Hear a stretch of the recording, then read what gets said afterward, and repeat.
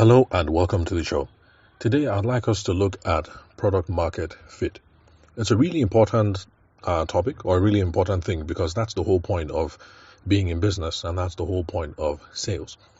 So if you're a newbie listening to this and you're wondering what is product market fit and how can it be that important, essentially it's a situation where you have a product or a service and it meets the needs or the desires of a specific market. It's also what I like to call market validation, and those are the external signs that you receive from the market that there's a market demand for your idea. Please note, I said external signs. So it's not when you and your brother or you and your business partners or you and your spouse, you sit in your living room or you sit in the boardroom and you think, wow, this is a brilliant idea. We have to go all in. We have to continue. Is when you receive external validation, external signs from the market, people apart from you and your business partners and the other stakeholders. It shows that there's a market demand for your idea. So essentially, that is what product market fit is. So how do you know when you have product market fit? You receive external cues that your product solves a real problem. You're getting signs from the market, from your customers, from people that you talk to, people who have used your product. You get signs from them that this product is solving a significant pain point or helping people achieve their vision. Also, product market fit, when you're achieving product market fit, when there's a large enough market for your product or your service. So if the thing that you have created or what it is that you're trying to promote solves a problem, and it's a killer, it solves a killer problem, but there's not enough of a market for you to turn a profit, to keep the lights on, to pay your children's school fees, to pay for food, internet, to pay your salary of the staff. If there's not enough large enough market for that, if the economics are not there, then in a sense you don't have product market fit. Then another sign is when you're meeting with other people. Remember, I'm saying other people external to you. So it's not you and your business partners talking about how great the product is.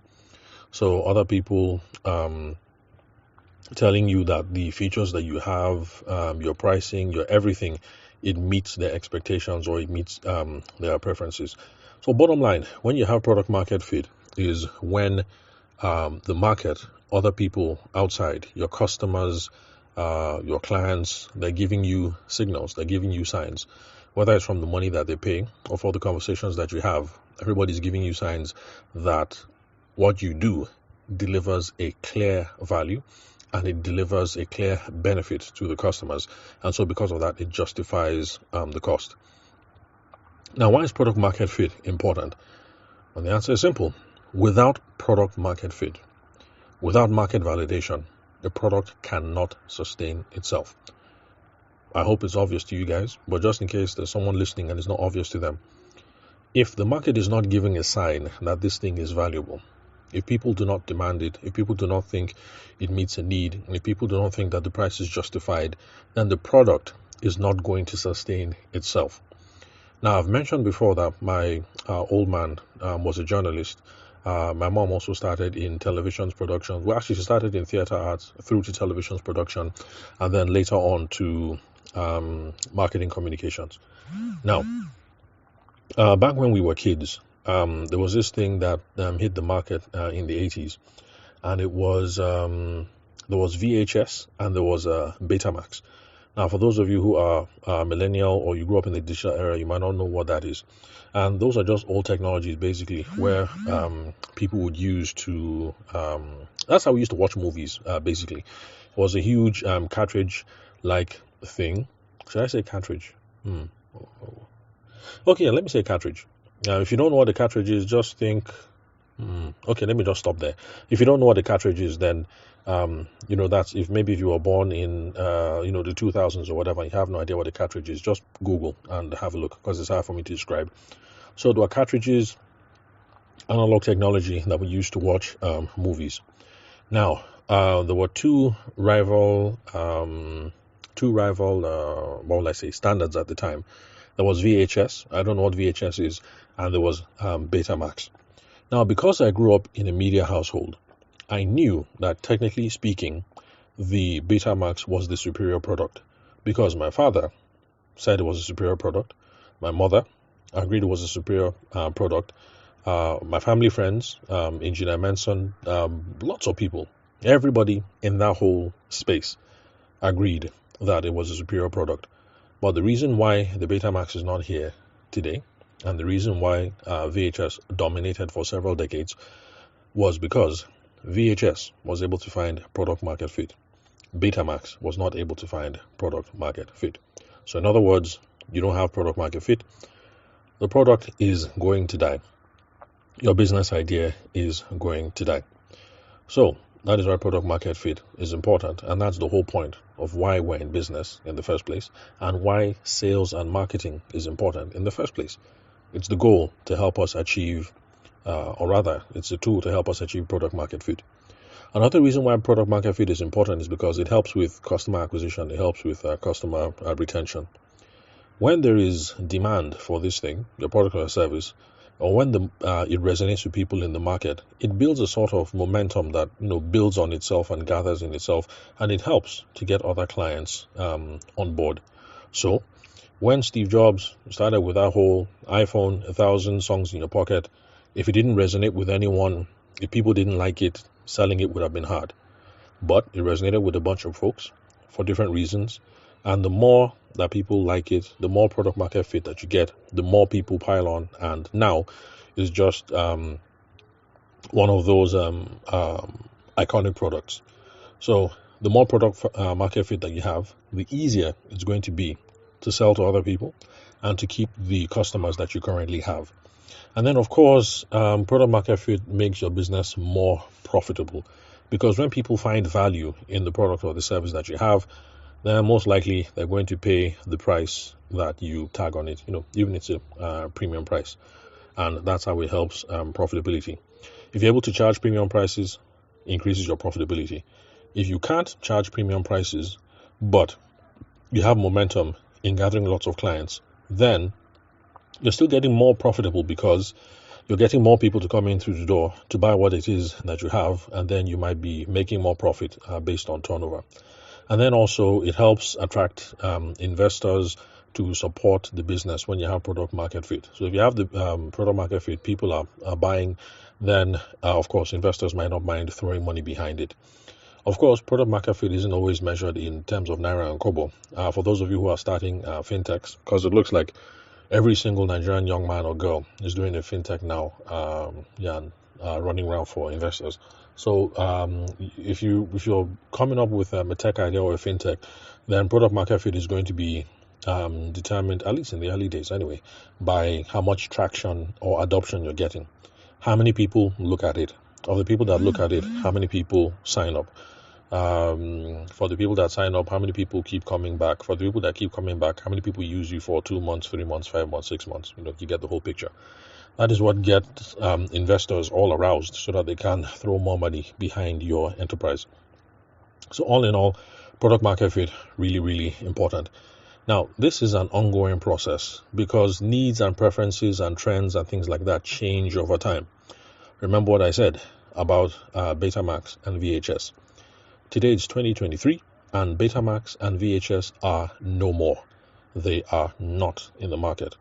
Now, people who like to collect old stuff, they've become collector's items essentially, but they're not in the market anymore because needs and preferences have changed and everything has gone digital, and people don't use cartridges anymore.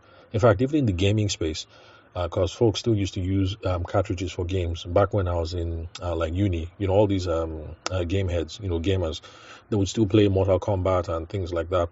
You take the cartridge and jam it into the console and then play. But nowadays, it looks like everything is done online. Because I was over in my video guy, Shagun, I was over in his office sometime last year. They had just got a I can't remember, was it a PlayStation or some fancy thing? I didn't play games, so I don't know the difference between a PlayStation and a Sega and a whatever. And I was like, oh, cool, nice. How many games do you have? And I was saying, oh, we have this, we have that. And I was like, where are the cartridges? And they laughed at me. It's like, no cartridges. Everything is over on the cloud these days. And so that's how gamers roll these days. Everything is over on the cloud, and people don't need cartridges anymore. So, because needs, preferences, tastes, trends, things like that change, we're always continually trying to find product market fit. So, in the early days, 80s, Nintendo, Super Nintendo, Sega, whatever, there's product market fit when cartridges are around. The times change, everything is now cloud based, and you still have to keep trying to find product market fit with a younger crowd, and then things like that. Now, let me use an example of a business that has achieved product market fit. I know I've spoken about a couple, but for those of you who have been listening to the podcast for a while, you know that I like taking cracks at Yoruba people. So let me just use this to take another crack at my my Yoruba folks, my Yoruba family. Now, the company that I'm going to use to show that has achieved product market fit is a company called Peloton, or like Yoruba people call it, Beleta. And that's because Yoruba people can't pronounce the P, or at least Yoruba people from certain part of the country, what they have is a KP, a P, instead of a P. So instead of saying Peloton, they would say Beleta. And yes, that is me trying to slight Yoruba people. Don't worry, my brother is married to a Yoruba lady. She's actually from Ibadan, from Makbo, Makbo baby. That's what I like to call her. So yeah, Lola, that's you. This is me abusing you and all the Makbo people out there. So Peloton. All right, so the problem that Peloton solves. So going to the gym can be inconvenient, can be expensive, and intimidating for some people. And when of course, it's a Western company, it's an American company. So the solution that they came up with was to offer high quality interactive home fitness equipment, like bikes and things like that. The whole idea was the bike has a screen. I'm just giving a rough summary. Well, as I understand it anyway, because I don't use Peloton, but I see and hear about folks who do. So you're going to be able to get the equipment, kind of has a screen on it. Just think of like a bike that has an iPad on it. And then you have live and on-demand classes. People are able to build a sense of a community. And it's kind of priced not bad when you compare it to traditional gyms. Now, can this idea work in Nigeria? Well, possibly, if there are enough people that have disposable income. And also because I've noticed that not just me, but I've seen some other folks who already use YouTube in this way. So you have the YouTube video up there, so excuse me, and then the then the fellow is showing you how to do the push-ups or the burpees or whatever, and you're just doing exactly what it is that they do. So just think, if you're one of those people who already uses YouTube for their workouts, so just think YouTube fixed to your exercise equipment, and then that is Peloton. So in the West anyway, looks like there are lots of people who desired it for being convenient and being effective, instead of having to go to the gym, because you can do workouts from your home. So bottom line, Peloton product market fit, at least in the West anyway, solves the real problem, because people don't want to go to the gym.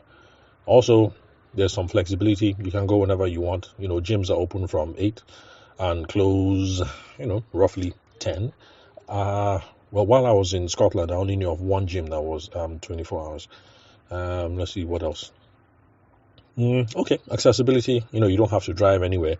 You just come home, take off your clothes, and then do your workout.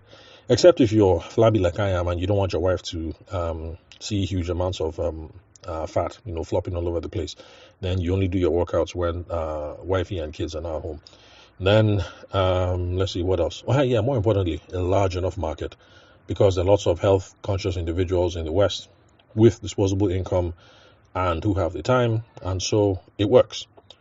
Now, if they were to try to do this in Nigeria, would it work? I have no idea.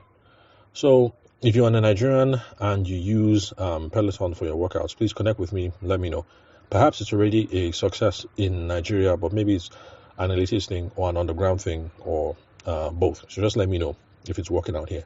So you can also see how product market fit also kind of is a relative thing. So product market fit one way in the West, but in Africa or Asia, might it work out? It depends.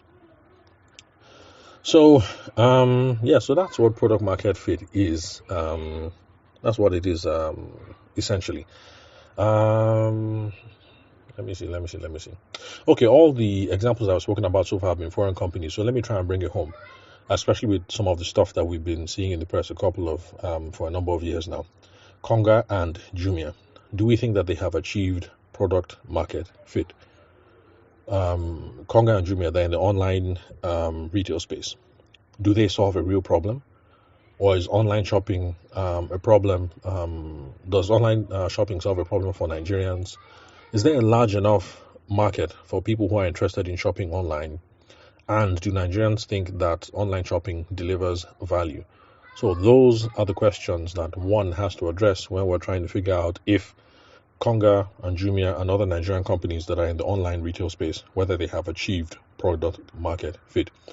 So yes, still an ongoing question because, of course, these companies are behemoths. They're here, but then there's talk from time to time about whether Konga is profitable or not. Was it Jumia that floated? Okay, no, whether Jumia is profitable or not. Then there was talk of, I think, Konga when they floated on was it New York Stock Exchange and problems that they've been having and blah blah blah blah blah. So you can see that these sorts of questions are not theoretical questions, and they don't only apply to Western American and European companies. So Nigerian companies have to grapple with this question as well, and you should have to grapple with it too. Because back to the older example that I used on, I think it was maybe 4 or 5 podcast episodes ago, where we're talking about someone who wants to be a baker and she wants to sell banana bread. Those are the questions that you have to ask. Are you solving a problem? If you're talking to your friends, I think the example I came up with was, let's say she has 20 friends, 10 of them have kids and 10 don't. So you're talking to the 10 that have kids, and the angle you're coming from is, buy this banana bread. It's lovely. Children will like it, and it'll be easy to pack for the children as snacks for school. So for your banana bread business, are you solving a real problem? And are people willing to pay for it? We all have to ask ourselves this question. So the journey to achieving product market fit is this pretty much. We have to see how we can validate our assumptions, and we see how we can identify the right target market. And then we should also be open to iterating on the product. So based on the feedback that we get concerning the product or the service, we should be open to changing this or changing that. So how we're going to achieve that, at least from a traditional sales and business development point of view, is we have to engage in discovery and qualifications exercises. So for those of you who've been listening to the podcast for a while, you already know what that is. If you're a newbie, qualification and discovery just means series of conversations where you're trying to engage with people. You're just trying to figure out, essentially, are you talking to the right person? And what's the problem here? Is your product or service solving this problem adequately? Is it a big enough problem that people are willing to pay money for? So if you're not having discovery and qualification questions, you could easily run into trouble. So how that works is you would start off by the prospecting stage of traditional sales motions. The prospecting stage is where you're trying to figure out who is interested. You're trying to figure out people according to demographics, so age, location, occupation. You can also try and figure out psychographics. What are they interested in? What are their hobbies? Things like that. So back to the banana bread example. The lady has 20 friends. 10 of them have kids. 10 don't. Those are the demographic things. So am I going to meet, or rather the entrepreneur who's doing the banana bread, is she going to meet women between the ages of 20 to 35 with children of primary school age, or is she going to be looking at ladies between the age of 16 to 23 and who are in university or whatever? But it's a real question that we have to grapple. The prospecting stage: who is interested? Where do they hang out? Where do they live? Where do they hang out, online or offline? And how can we start conversations with them around our product or our service? Then that's where qualification and discovery comes in. We want to be sure that we're talking to the right people and that there's a significant problem here. Because your banana bread can be nice, and the banana bread might be nice and sweet, real delicious. But the thing is, maybe Nigerian moms prefer to pack other things for their children, not banana bread. Maybe banana bread is not filling, or maybe when you put banana bread in the primary and the sacks, the bags for primary school, maybe they get crushed by the weight of the books or something like that. There could be problems here.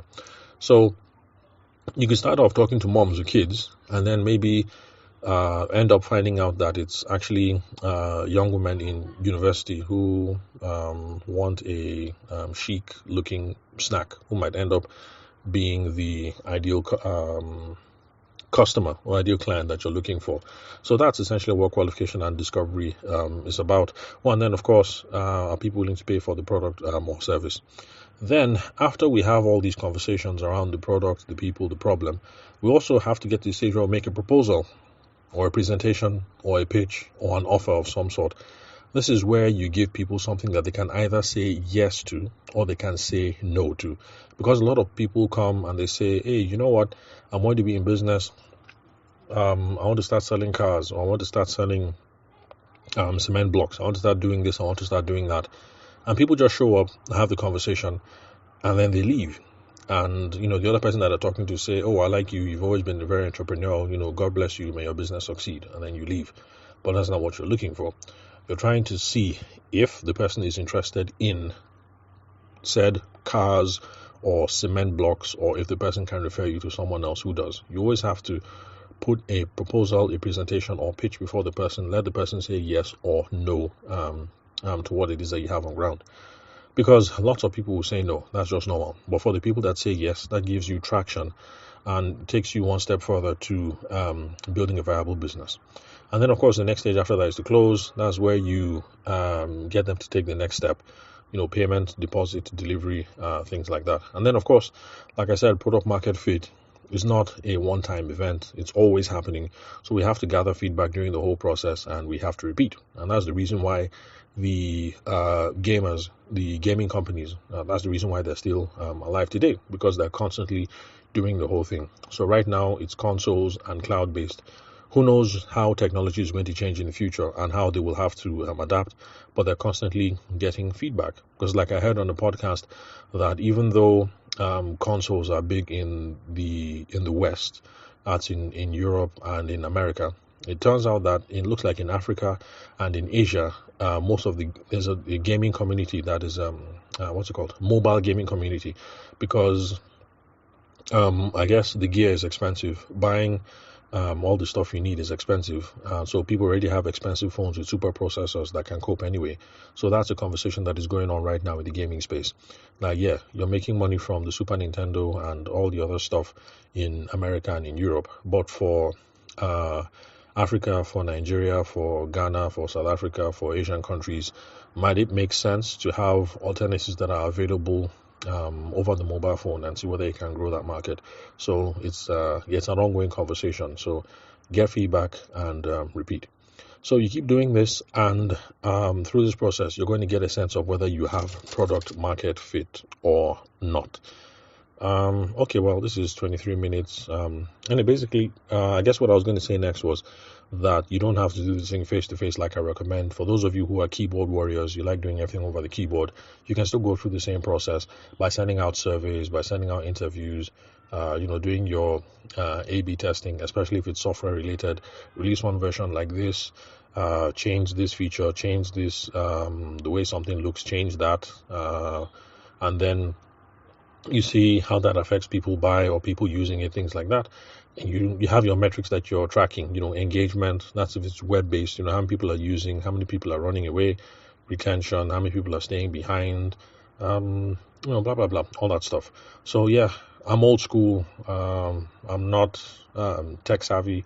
So yeah, I prefer the old school methods where you're talking to someone. But don't worry, if you don't want to talk to people, you don't like people, you just want to make money, you want to collect money without talking to people, no problem. There are online ways of going about these things as well. So what I would welcome you guys to do is, I suspect that if you're listening to the show, you already have a business idea, or you're thinking of a couple of ideas that you want to launch in this year and beyond. So reflect on your product, reflect on your idea, adopt the framework that we've laid out here so far, and as you're going forward, you're always trying to think, do I have product market fit or not? When you get clear signals from the market, you know that you have a winning product or winning service, whether it's banana bread or selling cement blocks or being a masseuse or whatever. So yeah, that's all for today, basically. So please connect with me on WhatsApp. The number is 080-6466-2140. The country code is +234. For those of you hitting me up outside the shores of Nigeria. And then also connect with me on LinkedIn. My name is Tabashima Ayide. You can confirm the spelling of my name and my email address from the link where you're currently listening to this episode. Thanks for your time and attention. I'll catch you guys at the next episode.